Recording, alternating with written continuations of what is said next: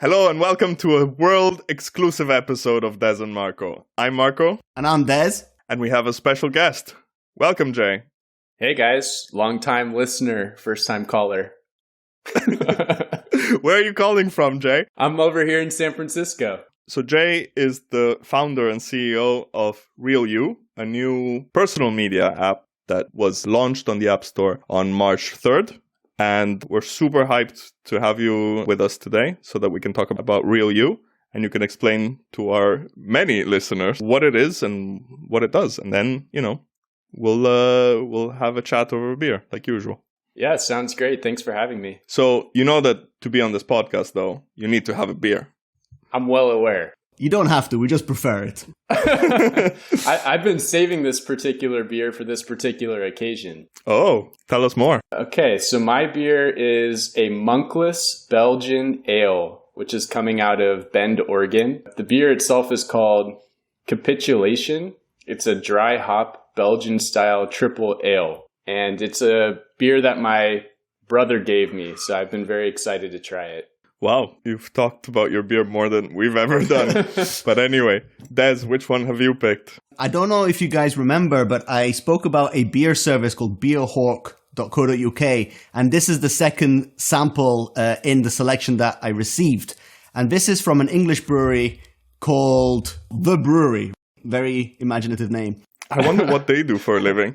Or maybe it's called Freedom Brewery. I'm not entirely sure. But this is called the Freedom Lager. So yeah, I'm not as excited as Jay, but let's give it a go. And to remember the last trip I took over a year ago, and to remember like a good time that I spent with Jay, I have a Lagunitas because we went to visit their brewery together. Yes, we did. And so I have the daytime session IPA. So looking forward to that. So cheers, guys. Cheers, guys.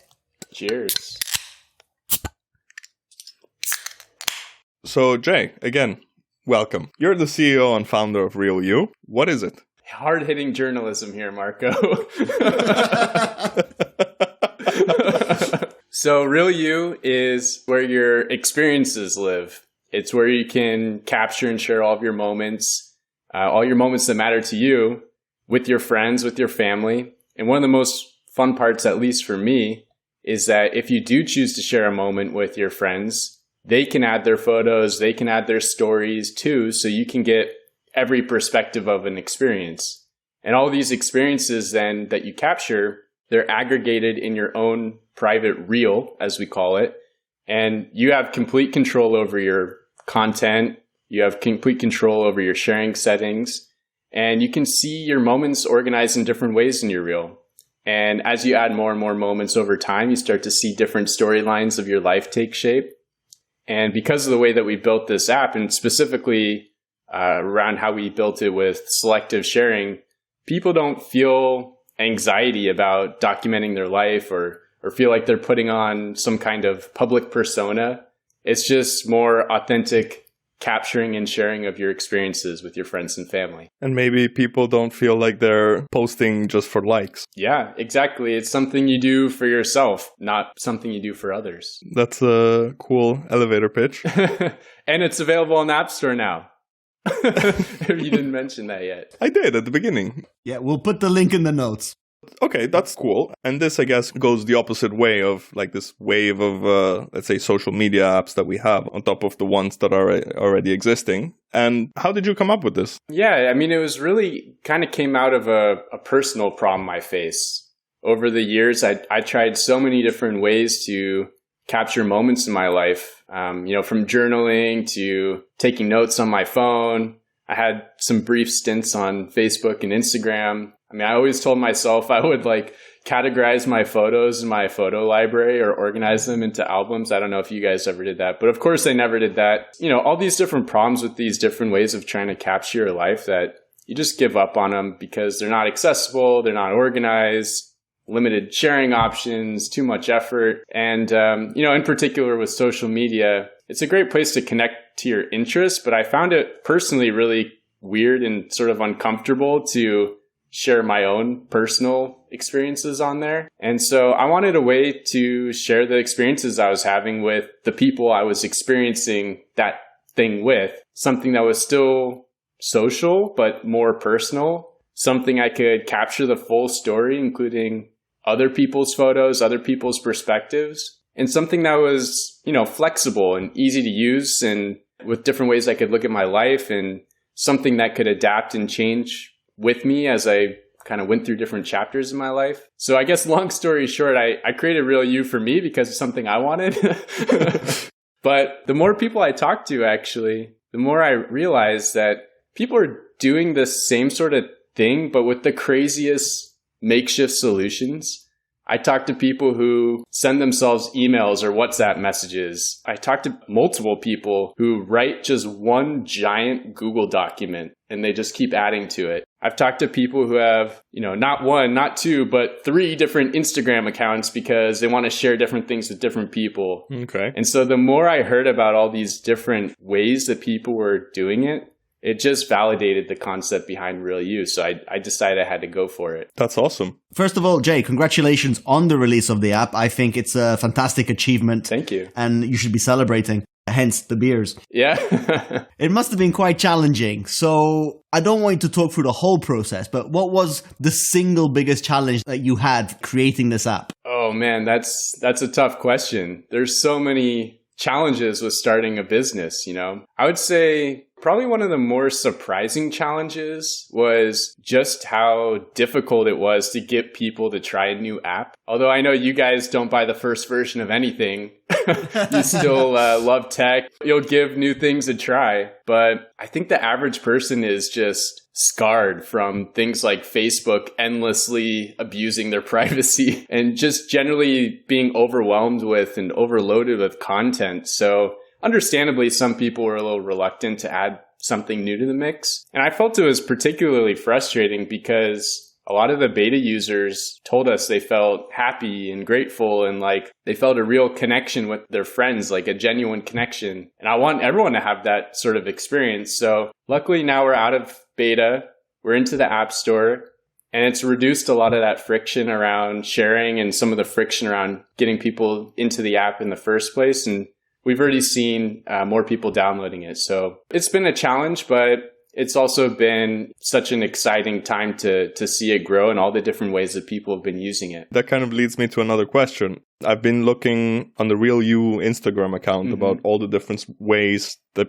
people are using this app. Do you want to tell us a little bit about that? Yeah, sure. We try to give some inspiration for people who might not be sure how to use it, because you can really take it your own way if you want. People use it, I'd say, first and foremost to share experiences that they're having with their family and friends. It could be any moment, something big, something small, something silly, something serious. You also have the ability to create moments in the past as well as moments in the future, so the things you're looking forward to. We've had people use it also more like a journal. But the thing is, you can use it in all these different ways for any of your hobbies or particular interests and just the things that matter to you. It's about capturing those moments and then being able to go back and either interact with the people that you experience them with or plan more moments for the future. I don't know if that answers your question. No, it does. Yeah, what I've noticed on your account and from the conversations that we've had is that every user kind of interprets the app a little bit differently. And I guess that's the beauty of it. I think you were telling me someone was putting their own recipes on it. Somebody was putting like book reviews.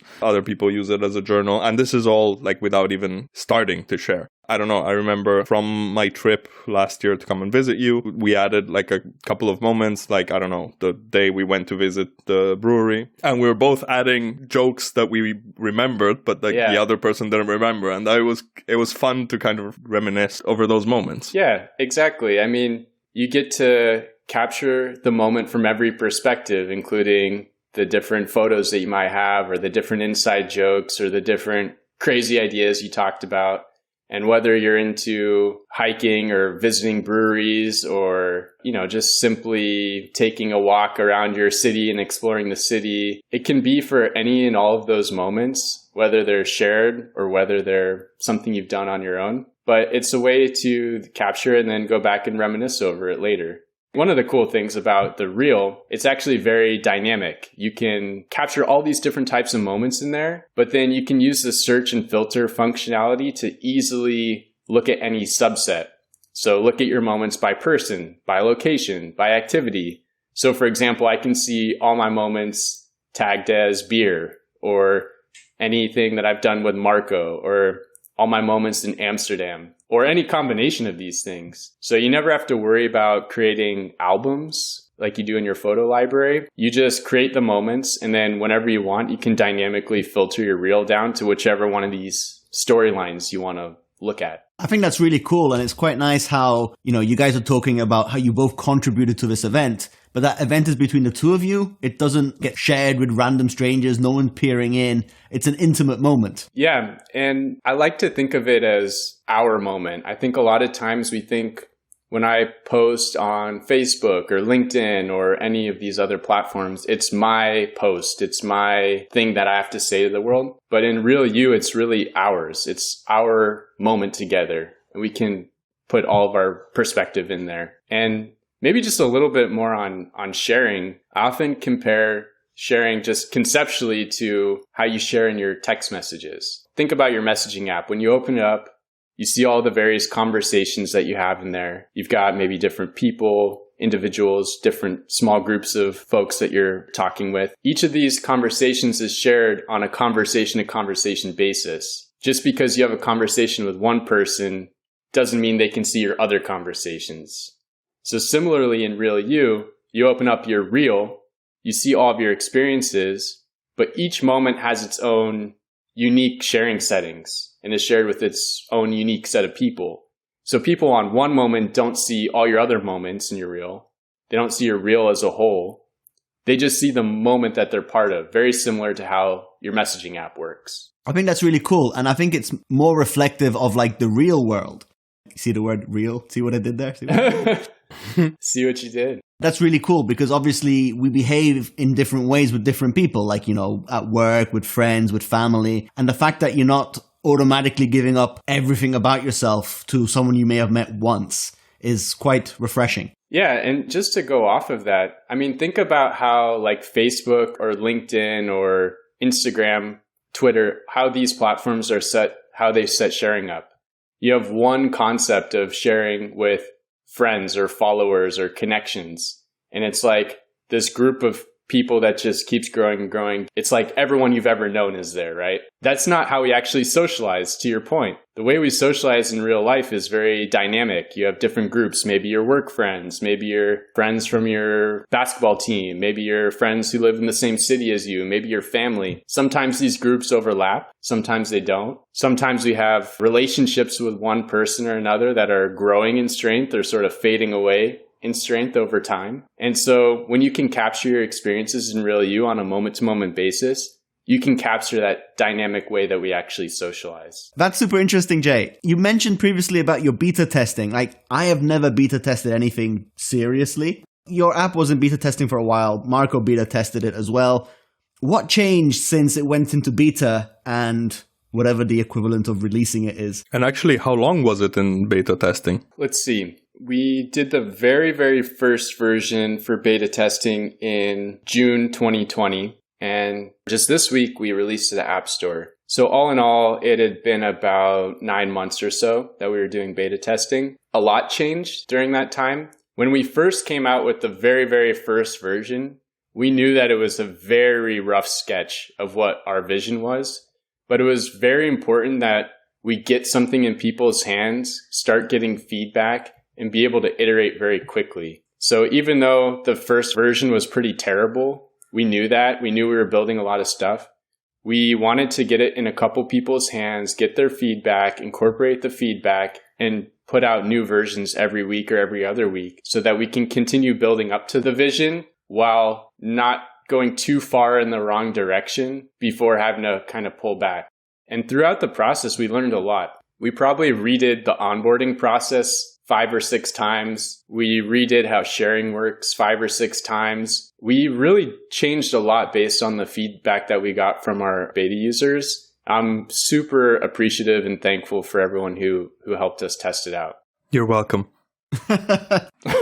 By the way, Jay, I think I should let you know, before this interview, I put a few feeler questions out there on the internet, Twitter, @Des and Marco, by the way. I think Reddit was the most proactive, and we got some interesting questions. And one question which I'm sure you have faced before, we mentioned Facebook and all the other big social media giants, and privacy is a big thing now because these companies, they've made it their business to sell your data. And I've seen a tweet of yours, of Real You, and they're very conscious of privacy. Can you tell us just a little bit what you're doing in terms of privacy? Yeah, it's an important question. I think of privacy a little bit the same way I think about the airbags in my car. There's this expectation that they're there, that they work, but I'm definitely not thinking about it when I get in my car, and it's not the reason I'm buying the car in the first place. At Real You, we take your privacy extremely seriously. We've heavily invested in features that allow the user to control their content, control their sharing settings. We're making product decisions with privacy in mind. Like, we're not syncing with your phone contacts. I'm really proud about our privacy policy. And I think if you compared it to policies of some of the other apps that you mentioned, you'll find it's very consumer friendly. But back to the car metaphor, privacy should be an expectation like airbags are.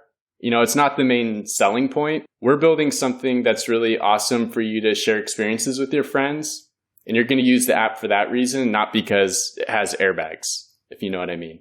Yeah, makes sense. Airbags are important. And and it's definitely, let's say, it's a breath of fresh air, especially in an environment where we have apps like WhatsApp, who every once in a while they feel like, okay, we're just going to collect a little bit more data and share it with other people. If only somebody made an episode about that. Yeah.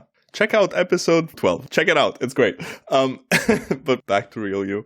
This is great. So there's an app where I can put my, let's say, the stories of my life, whether they're personal or they're shared, where I'm not compelled to portray the best aspect of my life because it's going to be shared with everybody. And where privacy is also a big thing. Sounds great. So what's next? What's next? Well, good question. There's probably like a short term and a long term answer here. I think in the short term, we're building just a ridiculous amount of cool features this year. They're gonna just make creating and sharing and viewing your moments better, more fun. Longer term, though, my vision is really that sharing your experiences in Real You will become as common as having conversations in your messaging app, like we talked about earlier. And I think people are waking up to these technologies that are taking something from them versus giving something to them.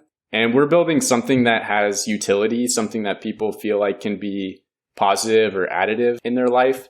And our company vision is that every story deserves to be told. So it doesn't matter who you are or what your stories are. We're determined to help you capture all of your experiences and moments that matter. So that's sort of the longer term vision, is that Real You becomes, one of those applications that is really in your everyday rotation. Cool. So in the current social media environment, we've had recently a couple of examples of new apps that come out of nowhere and then become super popular. I can remember TikTok last year got incredibly popular, as well as now apparently Clubhouse is where the cool kids are.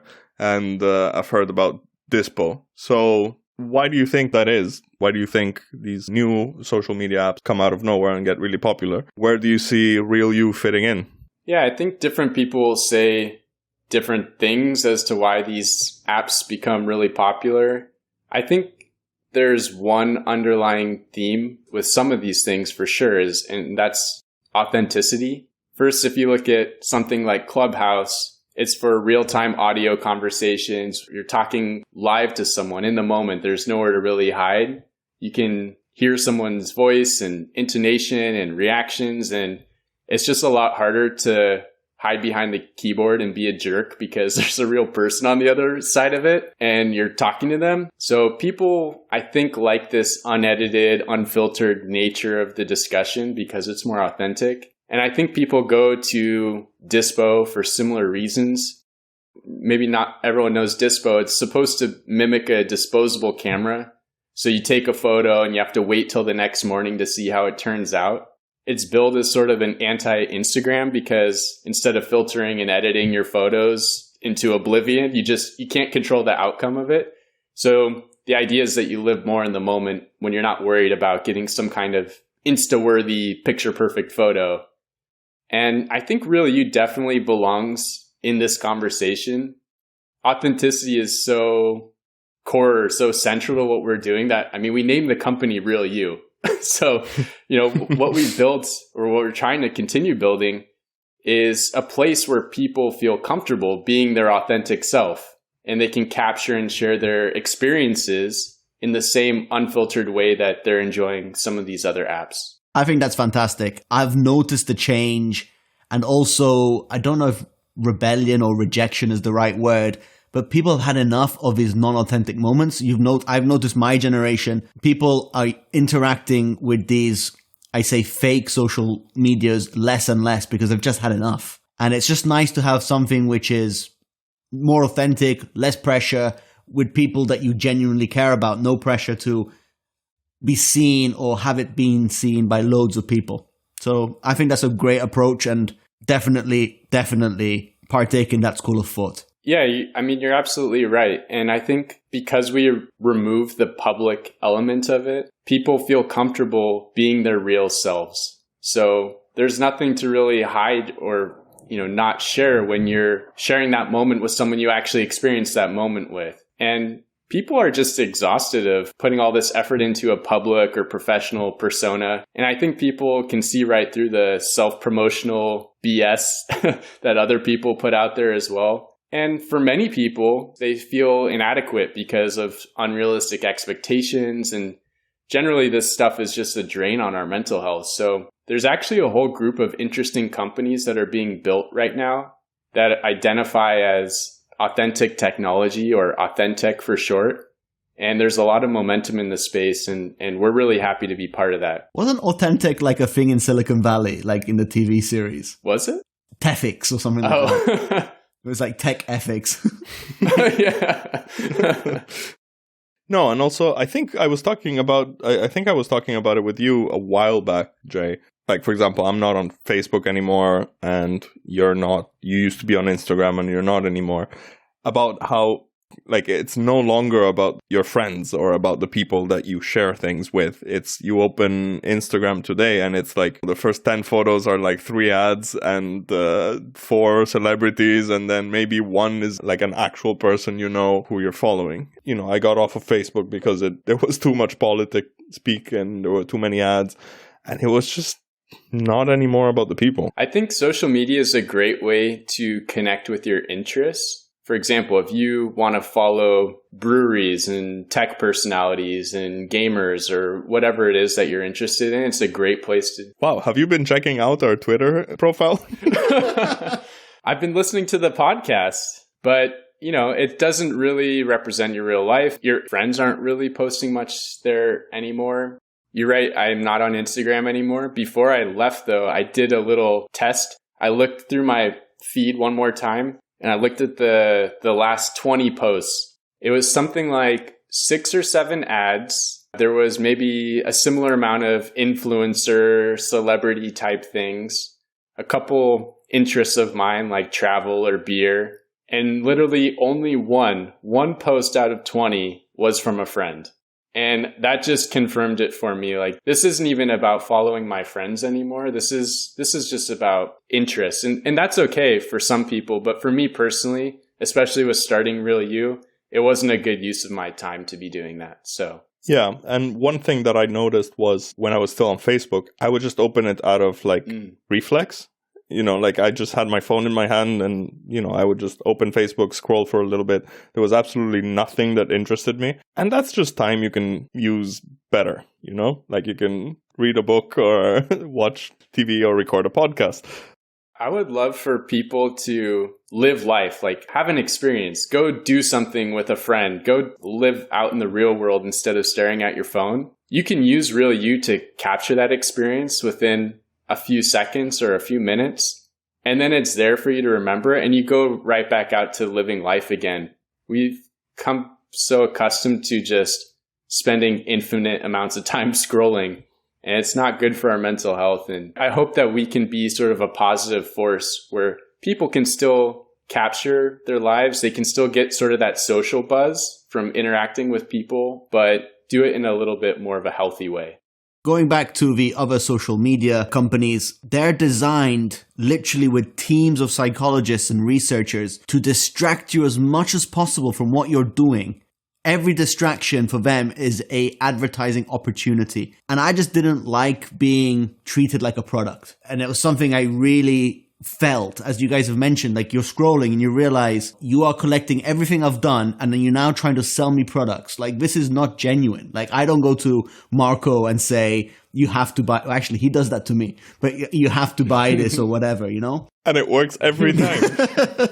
But no, so it's super refreshing, and I hope you get tons of success from this because you definitely deserve it. Thank you.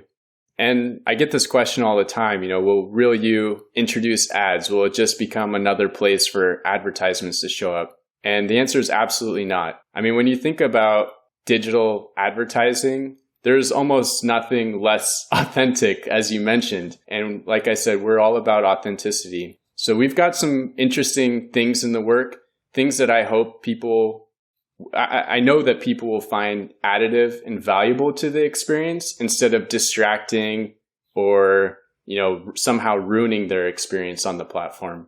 We'll be announcing that later this year. Okay, complete change of tone here. If Real You was a beer, what would it be? Okay, if Real You was a beer, I don't know, this beer I'm drinking is pretty good. It might be this one, but I think Real You is probably less of a beer and more of the designated driver. Someone who's useful and remembers what the hell happened. And drives a car with airbags. One final question. Apparently, my Mystic Bronze phone, which some people say is pink, is a fan favorite, but it's an Android. And I understand this is only on iOS. How come? And are there plans to launch on the Play Store? Yeah, great question, Marco. We definitely want to release an Android version, but right now, given the small scale of our team and what we're trying to accomplish, that would spread us just a little bit too thin. So we're focused in right now on making a really great iOS app. And there's so many different form factors of Android, everywhere from pink phones to other Mystic Bronze. Mystic Bronze phones. There's so many different form factors that we just have to really focus in right now. But once we are able, oh, there it is. It does look a little pink, Marco. Okay, for the listeners, Marco just showed us his phone and he held up a pink block of phone. Pink, bronze, whatever. The answer is it's coming. We're just not ready for it yet, but we actually have a spot on our website where you can sign up if you're not an iOS user to be part of the Android beta once we do build that out. Oh, that's cool. So, Des, in the meantime, you're going to have to get an iPhone. Yes, but for all the iOS users out there, do go to real-u.com or to the App Store and download Real You, because the more people, the merrier. Yeah, thanks, guys. Really appreciate you having me on today. But you're not off the hook yet. I know you're a big fan of our hype segment. That's true. And, well, I'm just a big fan in general, Marco. That's good to know. I'm really happy to hear that. So, and I understand you've also prepared a couple of things you're hyped about. Yeah, well, I mean, when I was thinking about this opportunity to come on the show, I just didn't want it to be all about Real You. I mean, I wanted to talk about some of the things I'm hyped about. And, the first thing that I'm hyped about is really, I would say, murdering people. I'm serious, Des. I am so happy you're in San Francisco, not here. No, I'm really hyped about Dexter Season 9. I don't know if you guys are Dexter fans or not. I am. He is my hero. Actually, this is even more scary. We share a very similar name, which I don't want to say. And actually, we share the same initials. So I was always a big fan of his. Yeah, I know they're bringing it back again with the reboots. Yeah, another reboot.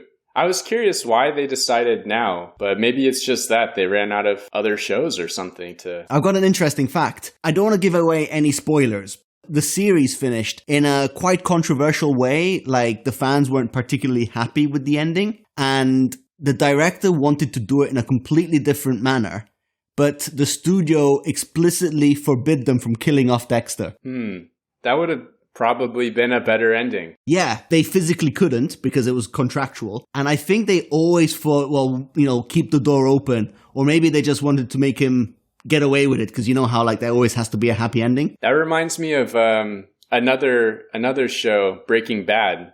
That ended in a different way for that character. Which character are you on about now? Walter White. Yeah, but he dies. Like, he plain and simply dies. Sorry, spoiler alert, but he dies. We can cut that out.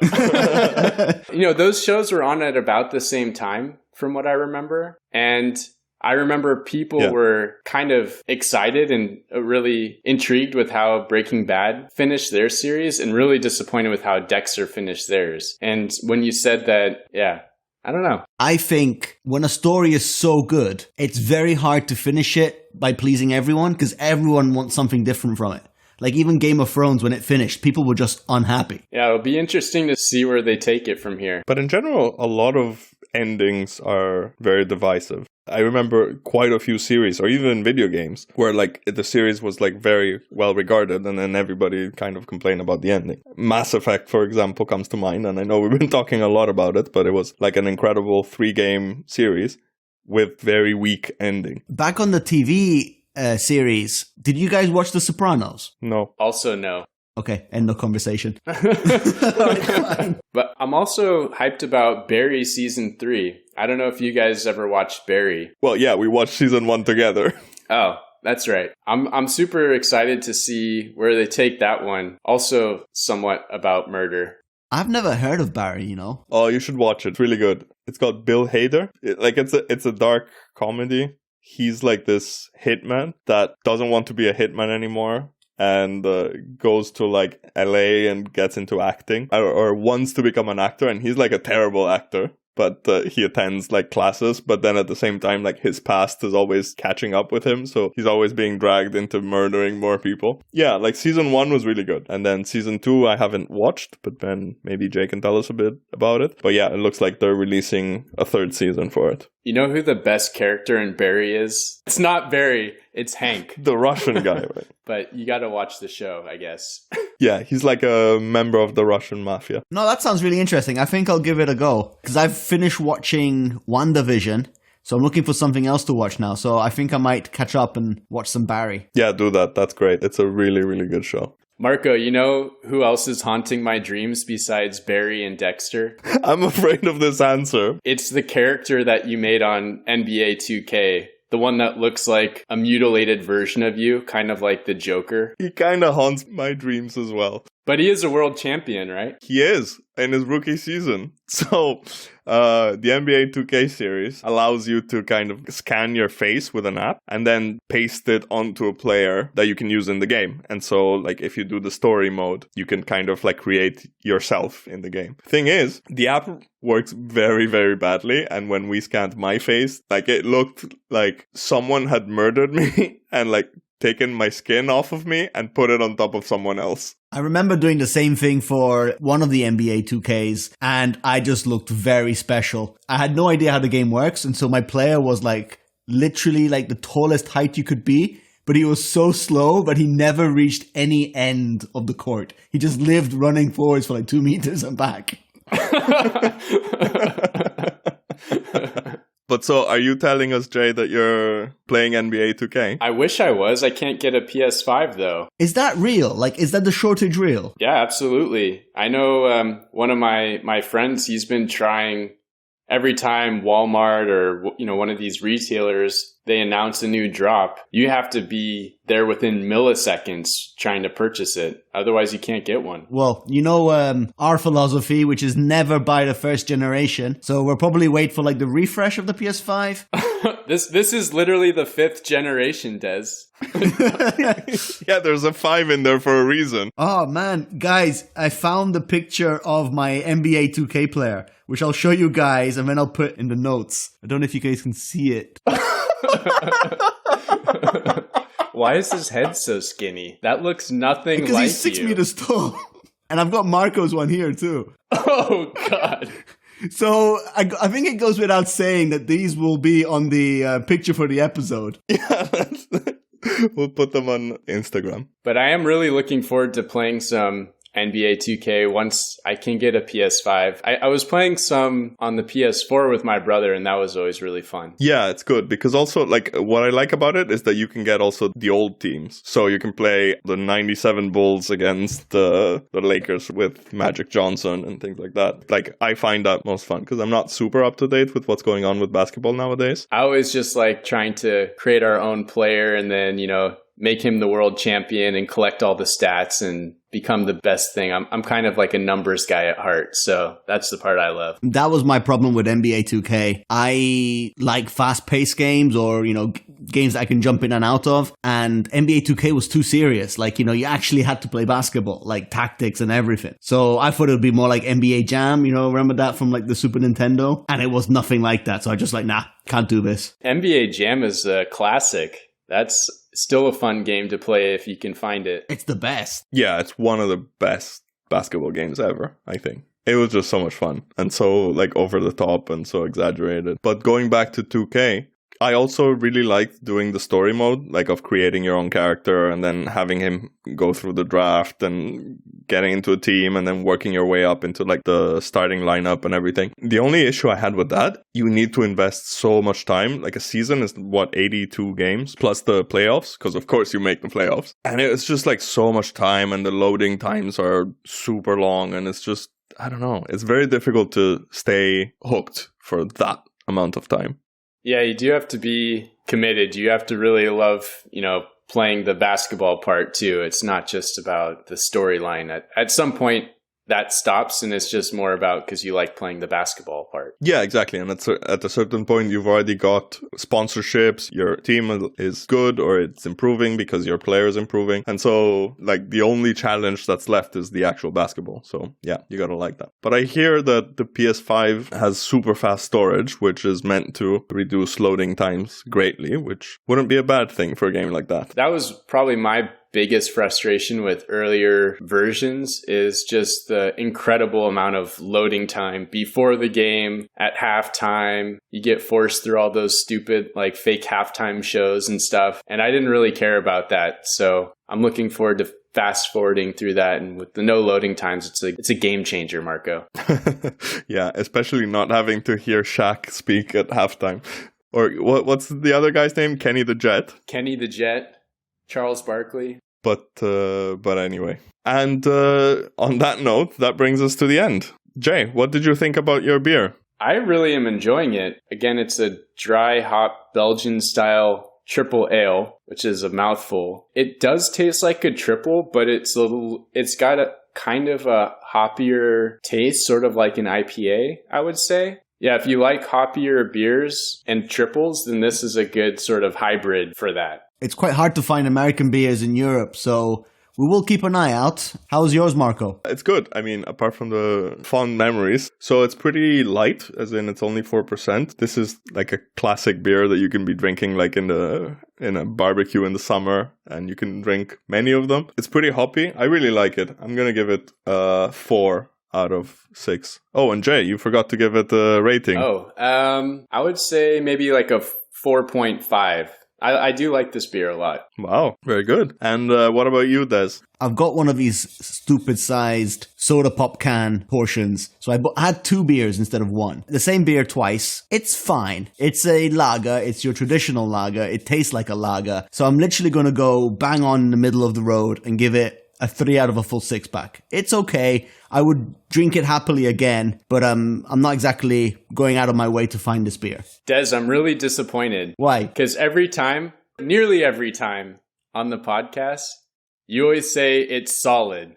It's a solid 3. It doesn't matter if it's a 1. It doesn't matter if it's a 6.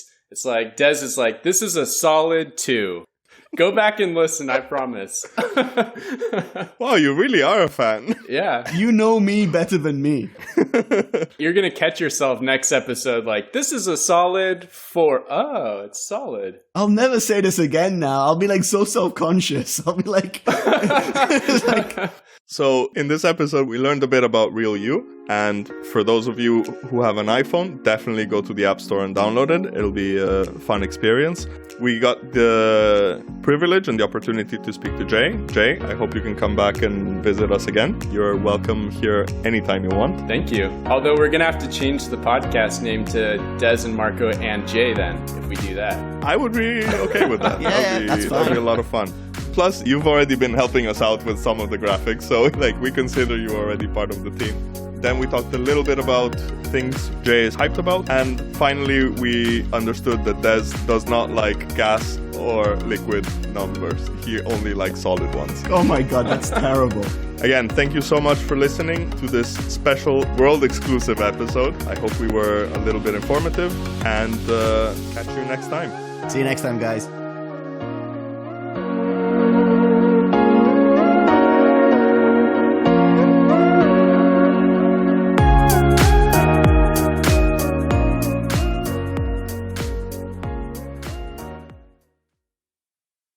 He's on fire!